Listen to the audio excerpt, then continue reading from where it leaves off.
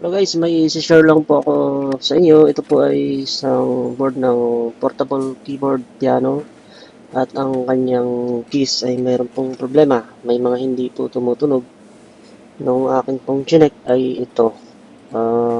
Meron siyang damage sa board at yung isang part dyan na resistor array, micro resistor, yung tinatawag na surface mounted ay mayroon pong damage. Kung nakikita nyo po dyan sa video, ayan, meron na po siyang crack sa kanyang pinaka body.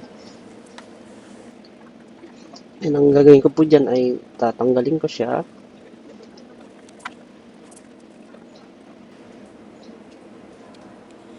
Ayan na po yung ating tinanggal na resistor array at kitang-kita naman yung isang pin ay na damage na.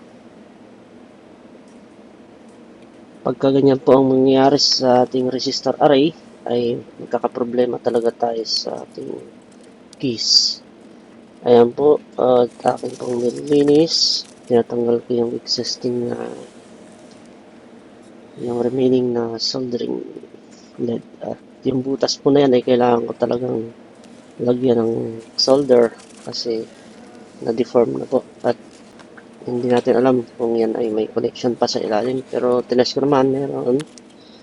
Ngayon kukuha tayo ng pyesa sa isang donor board at ang value po noon ay 1K. 102. Ang ibig pong sabihin po niyan ay 1 kilo ohms. Resistor array po yan at ang kanyang resistor po dyan ay 4 na peraso na 1 kilo ohms.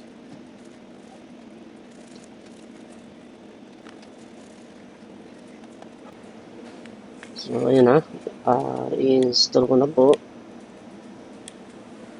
Madali lang po i-install to. Kailangan nyo lang ng microscopic camera. Kasi kung hindi po kayo gagamit ay hindi nyo ma-install ng maayos po yan kung wala kayong microscopic camera. Ang gamit ko po ay ordinaryong camera lang, yung handycam. Iba pa rin yung microscopic camera. At yung aking ginagamit na soldering iron dyan ay hindi akma talaga. Kasi yung soldering tip niya hindi na maganda.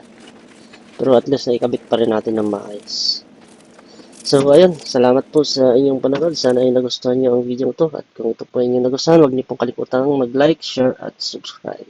Thank you so much for watching and God bless sa ating lahat.